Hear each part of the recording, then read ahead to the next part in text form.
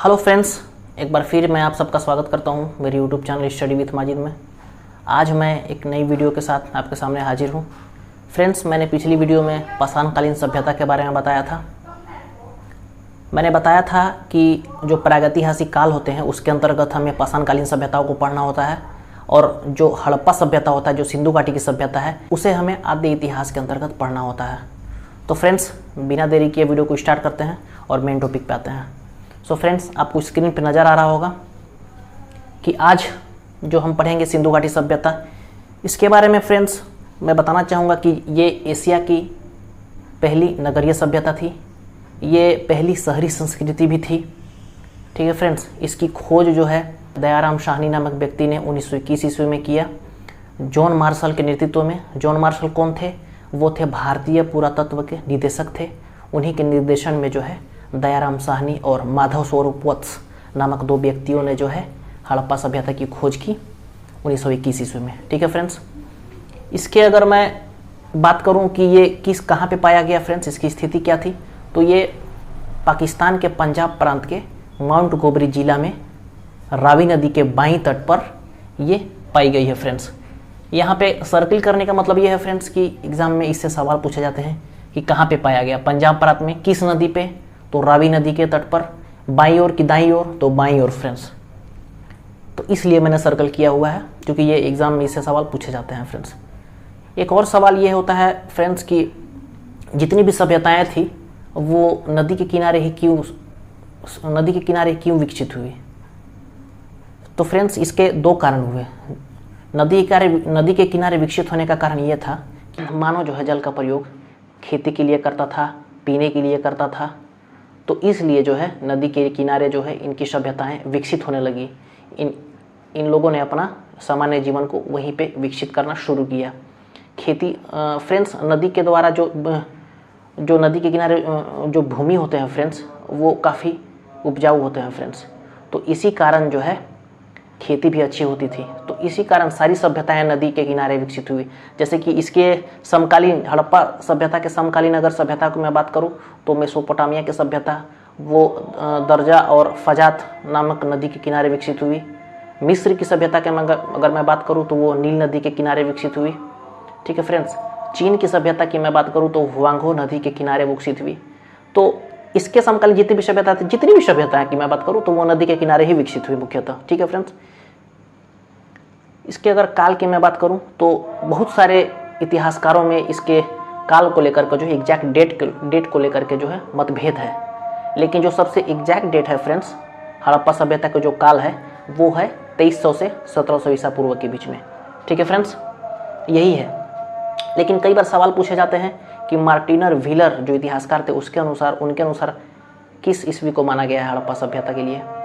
ठीक है, fair service जो थे उनके अनुसार किस तिथि को माना गया है, जॉन मार्शल के अनुसार किस तिथि को माना। इसलिए मैंने यहाँ पे लिख दिया है कि मार्टिनर व्हीलर के अनुसार 2500 से 1700 ईसा पूर्व के बीच माना गया हड़प्पा सभ्यता का काल। ठीक है फ्रेंड्स, फेयर सर्विस के अनुसार 2000 से 1500 ईसा पूर्व के बीच माना गया, और जॉन मार्शल के अनुसार 3250 से 2750 ईसा पूर्व के बीच में माना गया।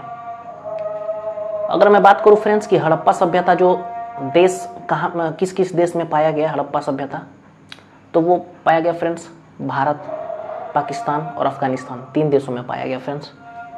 धातु के अनुसार अगर मैं इसके युग की बात करूं तो कांस्य युगीन सभ्यता इसको बोला गया, क्योंकि हड़प्पा सभ्यता में सबसे पहली जिस धातु की यूज हुई वो कांस्य था। ठीक है फ्रेंड्स, इसके क्षेत्रफल की मैं बात करूं कि हड़प्पा सभ्यता कितने स्क्वायर किलोमीटर में फैला हुआ था, तो लगभग 12,99,600 स्क्वायर किलोमीटर, यानी ऑलमोस्ट आप 13 लाख स्क्वायर किलोमीटर इसको मान सकते हैं फ्रेंड्स, जो कि आधुनिक पाकिस्तान से भी बड़ा था। और समकालीन जितनी भी सभ्यताएं थी, मेसोपोटामिया, मिस्र या चीन की सभ्यता, जितनी भी सभ्यता थी उससे सबसे बड़ी यही हड़प्पा सभ्यता थी फ्रेंड्स। आकार की मैं बात करूँ तो इसका आकार जो था त्रिभुजाकार था फ्रेंड्स। राज्य, अगर सवाल आता है फ्रेंड्स कि जो भी भारत के राज्य हैं, किस किस राज्य में हड़प्पा सभ्यता के स्थल मिले हैं या खुदाई मिले हैं, खुदाई की गई है किस किस राज्य में, कहाँ पे मिली गई है, तो पंजाब हो गया, हरियाणा हो गया, राजस्थान हो गया, आपका जम्मू कश्मीर, ठीक है फ्रेंड्स, गुजरात, महाराष्ट्र, इन सब में जो है हड़प्पा सभ्यता के मिले हुए हैं अवशेष। ठीक है फ्रेंड्स।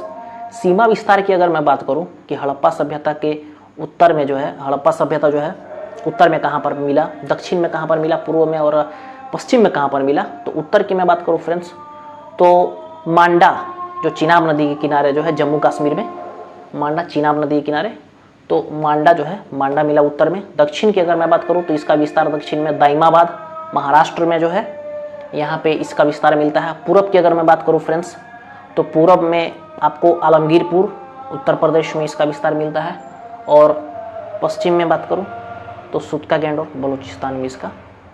तो सिंधु सभ्यता में लगभग 1500 से ज़्यादा स्थल मिले हैं, जिनमें 6 या 7 को ही जो है नगर का दर्जा दिया गया है, जिसमें आपको अगर एनसीईआरटी की किताब पढ़ेंगे आप तो उसमें 7 मिलेंगे, और लूसेंट में आप पढ़ेंगे तो 6 नगर की चर्चा मिलेगी, तो 6 या 7।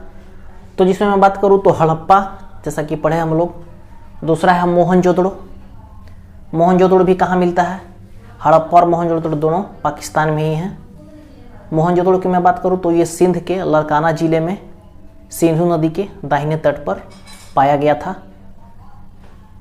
किस व्यक्ति ने मोहनजोदड़ो की खोज की, तो राखलदास बनर्जी नामक व्यक्ति ने 1922 ईस्वी में मोहनजोदड़ो की खोज की। 1922 ईस्वी में मोहनजोदड़ो की खोज की। ठीक है फ्रेंड, सवाल ये पूछा जाता है कि किसने हड़प्पा और मोहनजोदड़ो को एक विस्तृत साम्राज्य की 2 राजधानी बताई, जुड़वा राजधानी बताई। तो पिग्गट महोदय नामक एक इतिहासकार थे, उन्होंने हड़प्पा और मोहनजोदड़ो को एक विस्तृत साम्राज्य की जुड़वा राजधानी बताया है। ठीक है, क्योंकि आप देखेंगे तो जो आपका ये हड़प्पा सभ्यता था और मोहनजोदड़ो सभ्यता दोनों 483 किलोमीटर की दूरी पर थे, और एक पाया गया सिंध प्रांत में और एक पाया गया पंजाब प्रांत में। जैसा कि मैंने बताया कि हड़प्पा जो है हड़प्पा जो है पंजाब प्रांत में रावी नदी के बाईं तट पर पाया गया, और मोहनजोदड़ो जो है सिंध प्रांत में सिंधु नदी के दाईं तट पर पाया गया। तो ये हो गया मोहनजोदड़ो। चान्होदड़ो है।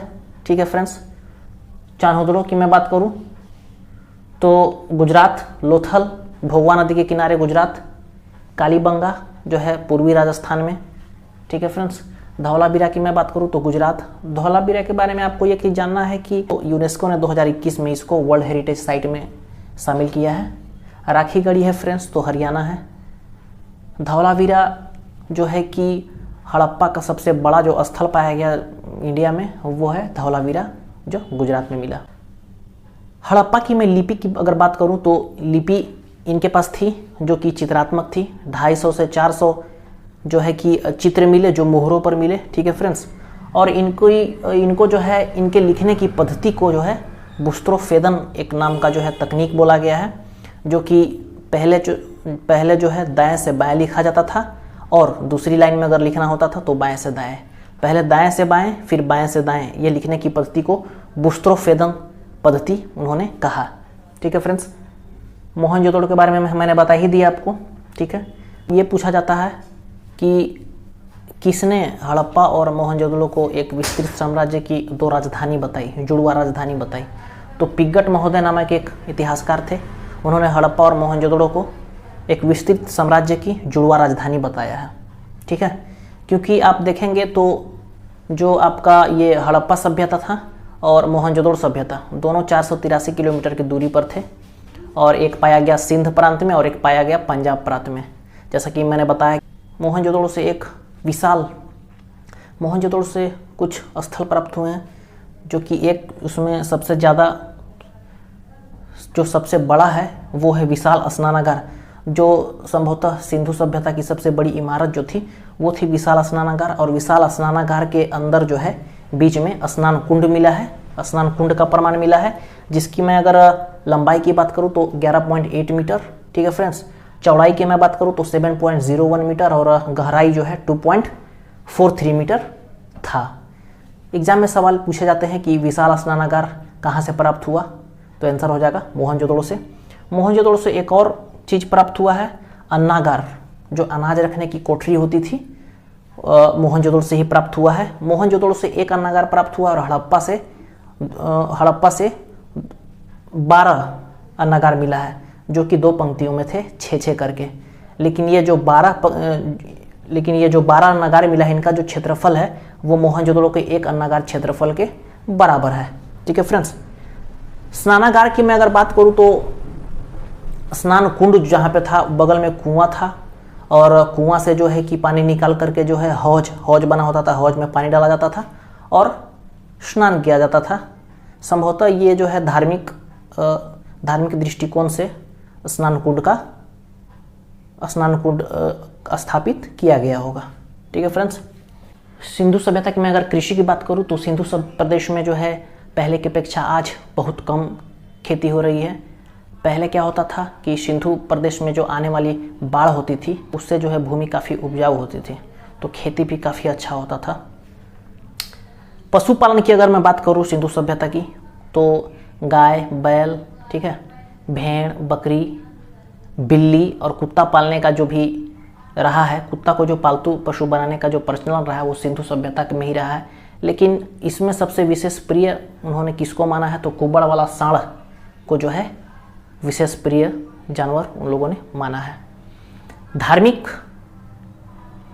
स्थिति के बारे में अगर हम बात करें सिंधु सभ्यता की तो इन्होंने जो है पीपल के वृक्ष की पूजा की, अगर वृक्ष के रूप में बोलूँ तो, और मानव रूप में अगर मैं बात करूँ तो मातृदेवी की पूजा की इन्होंने, अर्ध शिव की पूजा की। मोहनजोदड़ो से फ्रेंड एक मुहर मिला है जो कि चारों ओर, जिसमें एक हाथी है, फिर एक बाघ है और एक गेंडा है फ्रेंड्स, जो कि अर्ध शिव के प्रमाण मिले हैं।